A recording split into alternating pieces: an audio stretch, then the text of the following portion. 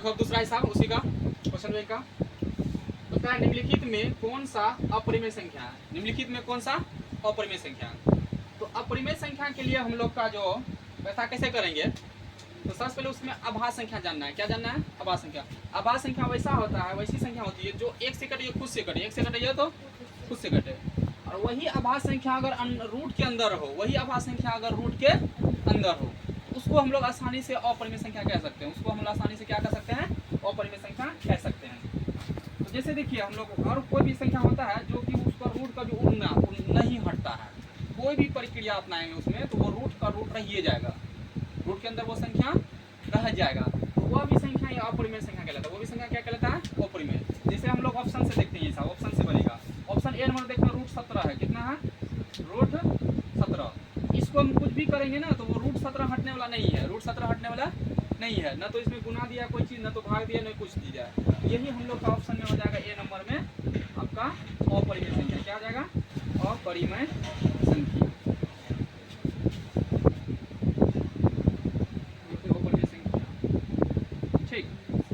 अच्छा बी है तो क्यों नहीं है? तो बी जो रूट अंदर 100 है, 100 का अगर वर्गमूल निकालते हैं 10 आता है। क्या आता है? 10। और 10 एक परिमेय संख्या, 10 एक क्या है? परिमेय संख्या। अगर रूट 4 है, रूट 4 का वर्गमूल हम करेंगे ना तो 2 आता है। कितना आता है? 2। तो ये परिमेय संख्या हो जाएगा। अब यहाँ देखिए रूट 16 है प्लस रूट 25 है, 16 का वर्गमूल निकालेंगे तो 4 आएगा, और 25 का वर्गमूल निकालेंगे तो 5 आएगा। अब यहाँ 4 और 5 दोनों को जोड़ देंगे हो जाएगा 9। तो 9 भी एक क्या है? परिमेय संख्या। इसीलिए हम लोग का ऑप्शन ए हो जाएगा अपरिमेय संख्या। ठीक है, तो देखिए हम लोग फिर तीसरा हिसाब आ जाते हैं। तो तीसरा हिसाब में बोलता है, निम्नलिखित में कौन सा अभाज्य संख्या है। कौन सा अभाज्य संख्या? हम लोग बचपन से पढ़ते आए हैं अभाज्य संख्या का नियम क्या होता है। तो अभाज्य संख्या वह संख्या होती है जो एक से कटे या खुद से कटे, एक से कटे या तो खुद से कटे। दूसरा नियम है कि अभाज्य संख्या वैसी संख्या है जिसका केवल 2 का गुणनखंड हो। केवल कितना गुणनखंड हो? 2। 2 से अगर ज्यादा गुणनखंड हो जाए तो वह संख्या अभाज्य संख्या नहीं रहती है, नहीं रहता है। ठीक, तो हम लोग जांच करेंगे कि एक पहले जांच कर लेते हैं हम लोग कौन कौन अभाज्य संख्या। हम क्या बोले? वो एक से कटे या तो खुद से कटे। अगर उस संख्या को कोई तीसरा संख्या काट सकता है तो वह अभाज्य संख्या नहीं रहेगा। ठीक, तो हम लोग चेक करते हैं ऑप्शन से। ऑप्शन नंबर ए देखते हैं। ऑप्शन नंबर ए है 91। ठीक, इसको अगर भाग लगाएंगे ना कोई से तो देखिए कट जाएगा। 7 से कटाते हैं 13 बार में, 13 से 91 और 13 से कटाएंगे एक बार में। तो यहाँ देखिए इसको 13 भी काट सकता है और 7 भी काट सकता है। 91 संख्या है वो 7 से भी कटेगा और 13 से भी कटेगा। तो ये हम लोग का अभाज्य संख्या नहीं होगा। दूसरा नंबर 213 देखो, 213 इसमें लगाइए। 3 2 5, 3 1 4 2 6, 2 से लग जाएगा। 2 से लगेंगे 2 एकम 2 0, 2 से लगेगा 3 से ना, 3 से लगेगा 3 7 21 और 3 एकम 3। ठीक, अब तुम 71 से डायरेक्ट लगा दो एक बार में। तो इसका भी 3 को गुणनखंड होते हैं, 1 2 और 3। इसको जो है 3 भी काट सकता है और 71 भी काट सकता है। 213 को 3 भी काट सकता है और 71 भी काट सकता है। तो एक के अलावा अदर संख्या से भी निकट गया। हम लोग अभाज्य गुणनखंड का अभाज्य संख्या का क्या नियम पढ़े थे कि एक से ही कटे या खुद से कटे। तो यहाँ देखिए ये जो 213 है ये 3 से भी कट गया और 71 से भी वो कट जाएगा। तो ये भी अभाज्य संख्या नहीं रहेगा। अब देखिए 41, तीसरा नंबर क्या ऑप्शन? 41, ये भी नंबर था। 41 को कोई भी संख्या से भाग लगाइएगा तो वह लगने वाला नहीं है। सिर्फ एक 41 ही है जो कि भाग लगा सकता है, ये तो एक से ही। 1 से 41 बार में कटेगा और 41 से एक बार में। तो इसको डायरेक्ट कितना लगाना होगा? 41 से एक बार में। तो देखिए या तो खुद से कटे या तो एक से कटे। ठीक ना? अभाज्य संख्या क्या नियम है कि कोई भी संख्या हो जो एक से कटे या तो खुद से कटे। तो यहाँ देखिए 41 ही ऐसा संख्या जो 41 से ही कट रहा है, या तो एक से ही कटेगा और किसी से कटेगा ये नहीं। किसी से भाग लगाइए नहीं लगेगा। तो यही हम लोग का ऑप्शन क्या हो जाएगा? सी नंबर, एक अभाज्य संख्या इसमें हो जाएगा। 501 को भी आप चेक कर सकते हैं जानकारी के लिए। देखिए ध्यान से, 501 को अगर हम लोग करते हैं तो 5 1 6 होता है, 3 से लग जाएगा। 3 से लगाएंगे, 3 एकम 3 बचेगा 2, यहाँ 0 20 और 3 छाके 18, फिर कितना बचा? 20 में 18 गया 2, 2 यहाँ 1 21, तो 3 7 21, 7 6 13 1 14। यहाँ देखिए 7 6 13 1 14। अब लगाइए कितना लगेगा? 2 से लग जाए, 7 से लगेगा कितना लगेगा?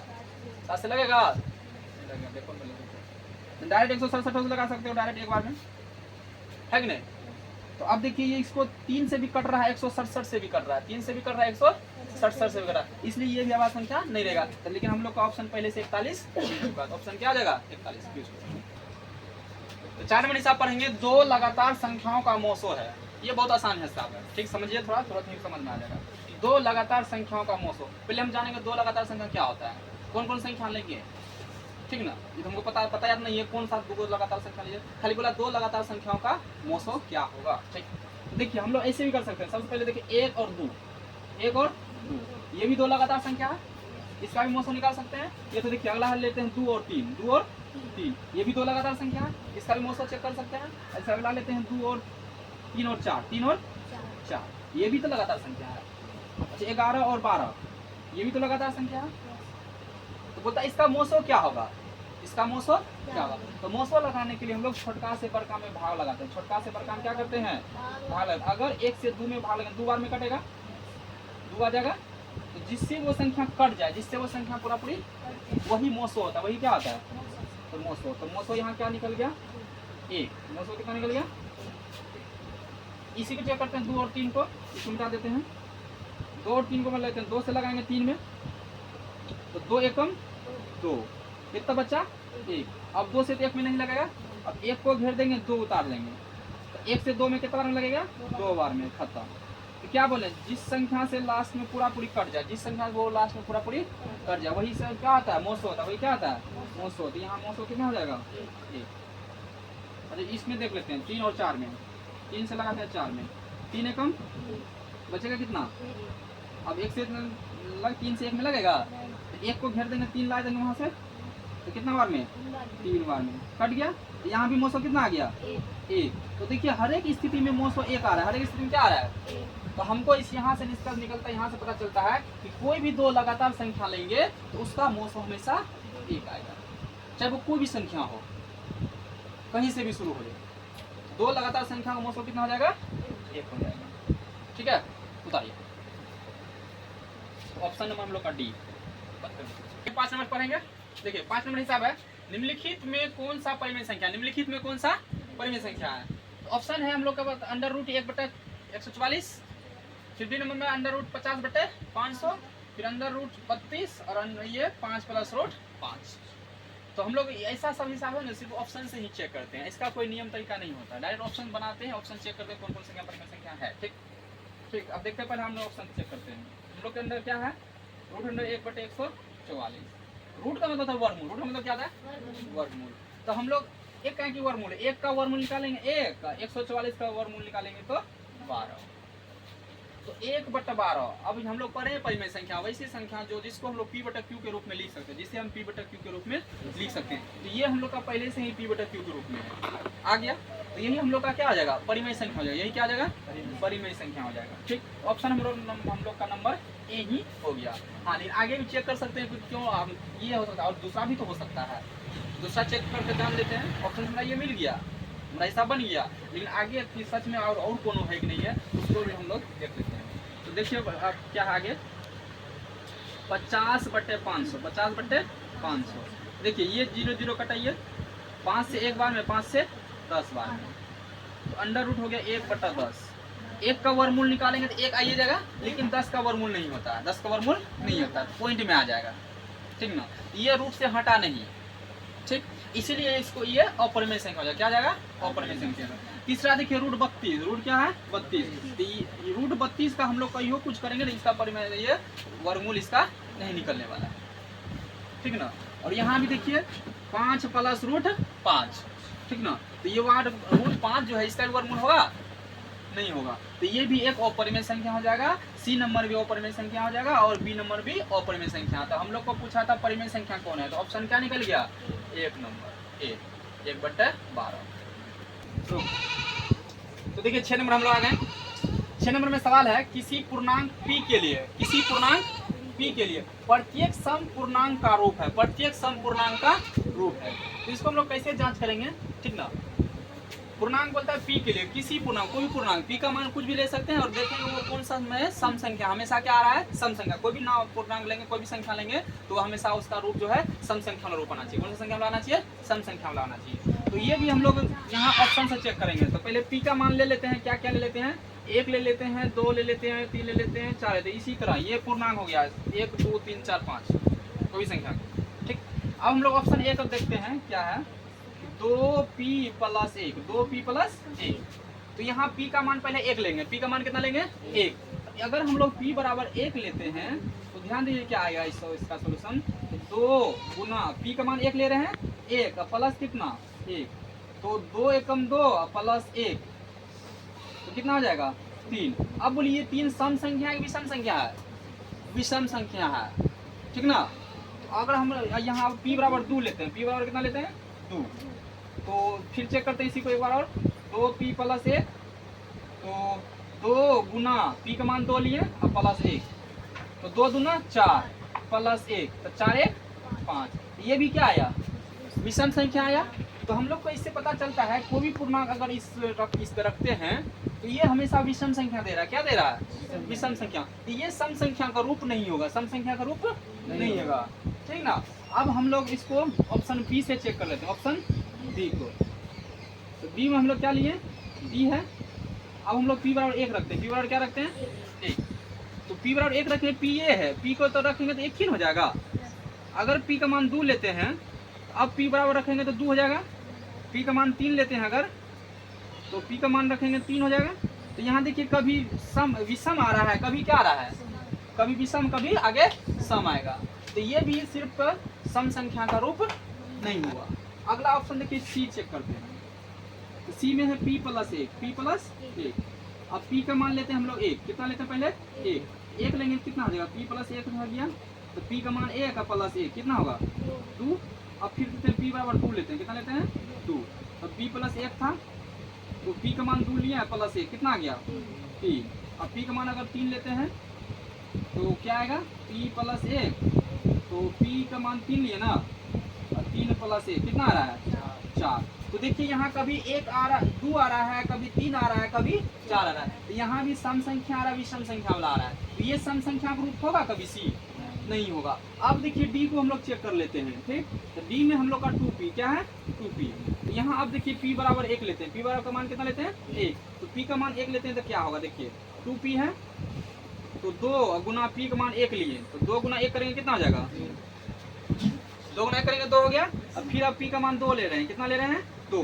तो देखिए यहाँ क्या होगा 2p है ना, तो 2 गुना p का मान 2 लिए तो कितना हो जाएगा 2 दूना 4। अगर p का मान 3 ले रहे हैं तो फिर देखिए क्या होता है 2p है, तो 2 गुना p का मान कितना लिए थे 3, तो 2 तिया 6। तो देखिए यहाँ p का मान 1 लिए तो सम संख्या आया, p का मान 2 लिए फिर भी सम संख्या आया 4, p का मान 3 लिए फिर भी सम संख्या आया 6। तो यहाँ से हमको स्पष्ट हो रहा है कि d का जो ये 2p यही एक सम संख्या का रूप हो जाएगा। किसी भी पूर्णांक p के लिए ये 2p जो है ये सम संख्या का रूप का होगा, ऑप्शन नंबर, ठीक है। देखिए 7वां नंबर देखते हैं हम लोग, निम्नलिखित में किसका दशमलव प्रसार अशांत है, निम्नलिखित में किसका दशमलव प्रसार अशांत है। तो यहाँ हम लोग को इसमें अशांत ढूंढना है कि कौन सा हम लोग भाग लगाएंगे, किसमें किसको भाग देंगे जो अशांत निकलेगा, क्या निकलेगा अशांत। तो अब हम लोग समझेंगे अशांत क्या होता है, ठीक। अब हम लोग किसी को भाग लगाएंगे ना तो वो पूरा पूरी कभी नहीं करना चाहिए, वो पूरा पूरी कभी नहीं करना चाहिए, तो वही दशमलव प्रसार अशांत हो जाता है। दशमलव प्रसार क्या हो जाता है अशांत हो जाता है। तो इसका एक नियम है कि हम लोग जो भी ऑप्शन से चेक करेंगे, जैसे ए वाला ऑप्शन लेते हैं तो उसका जैसे मान लीजिए ए वाला ऑप्शन है, ठीक, लिख दिए 23/50। इसमें ऊपर वाला को हम लोग अंश बोलते हैं, नीचा वाला को हर बोलते हैं, ठीक। ऊपर वाला का अंश, नीचे वाला का हर। ये नोमिनेटर होता है, ये डिनोमिनेटर, नोमिनेटर ये डिनोमिनेटर। तो हम लोग नीचे वाला का अभाज्य गुणनखंड करके देखते हैं और उसमें जो हम लोग घातांक वाला निकालते हैं तो हम लोग का 2 पर पावर n वाला हो और 5 पे पावर m वाला हो, ठीक ना। सिर्फ जो हम लोग का अभाज्य गुणनखंड है वो 2 और 5 का ही गुणनखंड वाला होना चाहिए, 2 और 5 का वाला ही, 2 और 5 का वाला। उसके सिवा अगर और कोई संख्या उसमें आ जाए गुणनखंड में तो वह संख्या अशांत हो जाएगा, वो संख्या शांत नहीं रहेगा। तो हम लोग चेक करेंगे 50 का भाज्य गुणनखंड करके। ठीक, तो 50 का करिए, 2 से लगाएंगे 25, फिर 5 से लगाएंगे 5, फिर 5 से लगाएंगे 1, तो क्या आ गया 2 गुना 5 गुना 5। ये 2 पर पावर 1 हो गया गुना 5 पे पावर 2। तो देखिए हम लोग क्या बोले कि 2 का और 5 का ही गुणनखंड पावर वाला हो, 2 और 5 का ही पावर वाला हो। तो देखिए यहाँ भी 2 पावर 1 और 5 पावर 2, तो 2 और 5 वाला ही आया ना, तो ये शांत हो जाएगा, दशमलव प्रसार क्या हो जाएगा शांत। लेकिन हमको क्या बोला दशमलव प्रसार अशांत होना चाहिए। तो अब हम लोग ऑप्शन बी को चेक करते हैं, ऑप्शन बी को, ऑप्शन बी को चेक करते हैं क्या है 39/243, 39/243। तो हम लोग हर वाला देखेंगे, तो हर वाला का भाज्य गुणनखंड करते हैं। ठीक, फिर से 4 3 7 2 9, 9 3 से कट जाएगा, 3 से कटाइए, 3 8 है 24 और 3 एकम 3, फिर 3 से कटाएंगे, 3 दूना 6 बचा 2, यहाँ 1 है 21 और 3 7 21, फिर 3 से कटाइए, 3 नमा 27, फिर 3 से कटाइए, 3 तिया 9, फिर 3 से कटाइए। तो यहाँ देखिए सिर्फ हम लोग को जो आया है 3 वाला ही आया है। कौन वाला आया है 3 वाला, ठीक ना। इसको हम लोग ये लिख सकते हैं 3 पे पावर 5, 3 पे पावर 5। तो हम पहले क्या बताए थे आपको, अगर वो शांत होने के लिए हम लोग को 2 और 5 का ही गुणनखंड वाला पावर वाला होना चाहिए। लेकिन यहाँ कौन सी वाला आ गया 3 वाला, तो यही जो हम लोग का ऑप्शन होगा बी नंबर, दशमलव प्रसार अशांत। ठीक ना, हम लोग सी भी चेक कर सकते हैं, वो तो हमको लंबा प्रक्रिया हो जाएगा। तो हम लोग यहीं पर ऑप्शन पर टिक आउट करके खत्म कर